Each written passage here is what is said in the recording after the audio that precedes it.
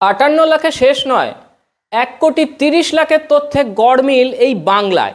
এ নিয়েই আমাদের প্রতিবেদন। শেষ পর্যন্ত দেখুন ভিডিওটি, সাবস্ক্রাইব করুন চ্যানেলটি, কমেন্ট করে জানান নিজেদের মতামত। নমস্কার, আমি শুভ্র চট্টোপাধ্যায় আর আপনারা দেখছেন মাধ্যম। বাংলার ভুয়ো ভোটার, মৃত ভোটার, ডুপ্লিকেট ভোটার এই সমস্ত কিছু বাদের একটা তালিকা সম্প্রতি প্রকাশ করেছে নির্বাচন কমিশন। আর তাতেই বাদ গিয়েছে রাজ্য জুড়ে মোট 58,20,898 জন। তবে এটা তো শুরু। ইঙ্গিত বলছে পিকচার আভি বাকি হ্যায়। 16 তারিখ মানে গত 16ই ডিসেম্বর নির্বাচন কমিশন পশ্চিমবঙ্গের এসআইআরের একটা খসড়া তালিকা প্রকাশ করেছে। সেখানেই নাম রয়েছে 7,08,16,631 জনের। খসড়া তালিকায় নাম থাকা মানেই কিন্তু এসআইআর উতরে যাওয়া নয়, এই সত্যটা আপনাদের বুঝতে হবে। নির্বাচন কমিশনের তরফে জানানো হয়েছে যারা শুধু সই করেও এনুমারেশন ফর্ম জমা করে দিয়েছেন তাদের নামও রয়েছে খসড়া তালিকায়।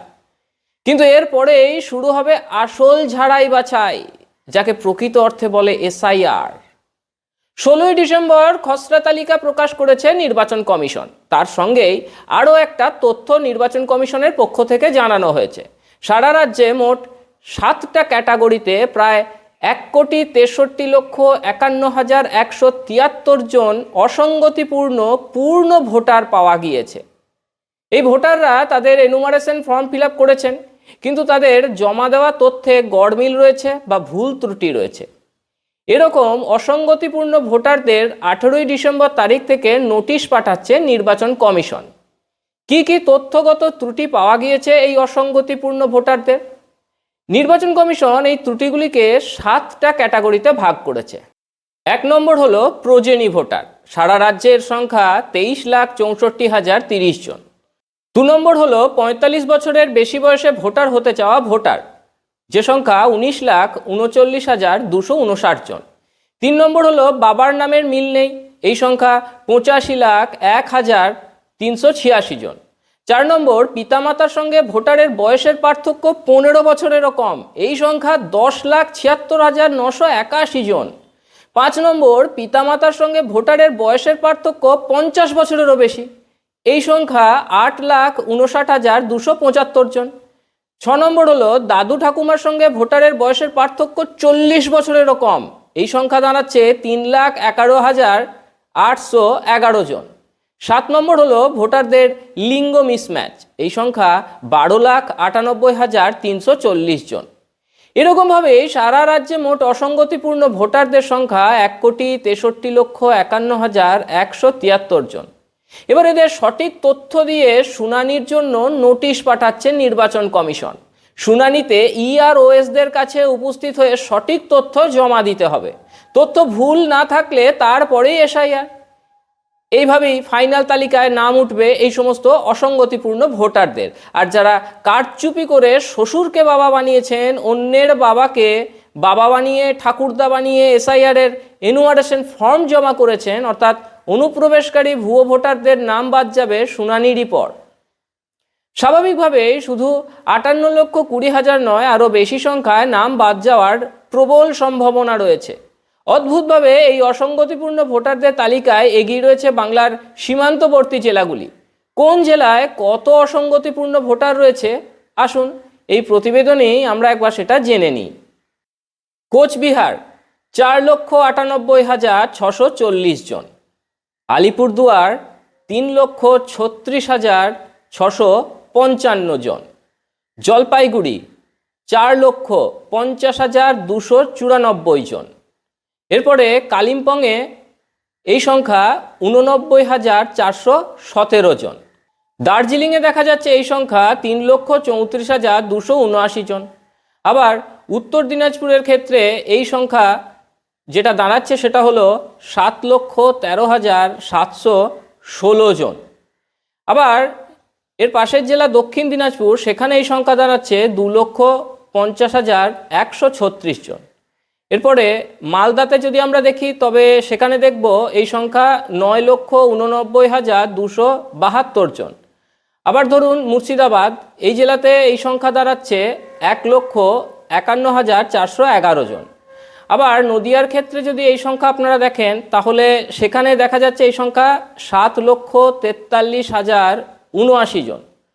উত্তর চব্বিশ পরগনা, এই উত্তর চব্বিশ পরগনার ক্ষেত্রে সংখ্যা দেখাচ্ছে 15,53,022 জন। আবার দক্ষিণ চব্বিশ পরগনার ক্ষেত্রে এই সংখ্যা 20,06,134 জন। কলকাতা দক্ষিণের ক্ষেত্রে এই সংখ্যা দেখাচ্ছে 1,55,209 জন। কলকাতা উত্তরের ক্ষেত্রে এই সংখ্যা 1,93,310 জন। আবার হাওড়ার ক্ষেত্রে এই সংখ্যা দেখাচ্ছে 10,14,214 জন। হুগলির ক্ষেত্রে এই সংখ্যা কত জানেন? 9,06,360 জন। পূর্ব মেদিনীপুরের ক্ষেত্রে এই সংখ্যা 8,28,555 জন। আবার এর ঠিক পাশের জেলা পশ্চিম মেদিনীপুরের ক্ষেত্রে এই সংখ্যা দেখা যাচ্ছে 7,54,938 জন। ঝাড়গ্রামের ক্ষেত্রে এই সংখ্যা দেখাচ্ছে 1,66,724 জন। আবার পুরুলিয়ার ক্ষেত্রে এই সংখ্যা 4,77,833 জন। বাঁকুড়াতে এই সংখ্যা 5,33,961 জন। পূর্ব বর্ধমান, এখানে এই সংখ্যা 6,88,087 জন। পশ্চিম বর্ধমানের ক্ষেত্রে এই সংখ্যা 55,572 জন। বীরভূমের ক্ষেত্রে এই সংখ্যা 6,47,653 জন। এই সংখ্যা দেখলে সত্যি চমকে উঠতে হয়। জেলায় জেলায় কি অবস্থা ঠিক হয়ে রয়েছে? দেশের সুরক্ষার সঙ্গে কি ছিনিমিনি খেলা হচ্ছে? ভোটে জিততে কি শাসক দল অনুপ্রবেশকারীদের এভাবেই মদদ দিয়েছে? এমন প্রশ্ন অনেকেই তুলছেন। এর উত্তর কি হবে তা দর্শকদের ওপরই ছাড়লাম। আজ এখানেই শেষ করছি। কেমন লাগলো আমাদের প্রতিবেদন জানাতে ভুলবেন না। সঙ্গে থাকুন, দেখতে থাকুন মাধ্যম।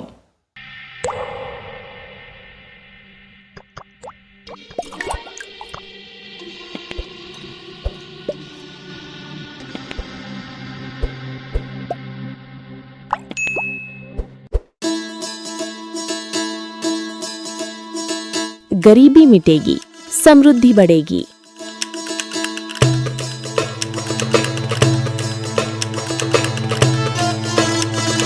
यही संकल्प है प्रधानमंत्री नरेंद्र मोदी जी और मुख्यमंत्री मोहन यादव का। गरीब कल्याण मिशन से मध्य प्रदेश ने उठाया है ऐतिहासिक कदम। संबल 2.0 के तहत 1.75 करोड़ श्रमिकों का पंजीयन और गिग वर्कर्स भी अब लाभान्वित। हजारों श्रमिक परिवारों को 224 करोड़ का भुगतान। 39 लाख लोगों को मिला भू अधिकार पत्र, देश में प्रथम स्थान। 8 लाख छोटे व्यापारियों को मिला ऋण सहयोग। 56 लाख पेंशनधारियों को हर माह 4,000 करोड़ से अधिक राशि और 45 लाख परिवारों को मिला पक्का घर। अब हर नागरिक की सुविधा के लिए शुरू होगी मुख्यमंत्री सुगम परिवहन सेवा। प्रधानमंत्री मोदी जी और मुख्यमंत्री मोहन यादव के नेतृत्व में मध्य प्रदेश तेजी से बढ़ रहा है गरीबी मुक्त और आत्मनिर्भर भविष्य की ओर।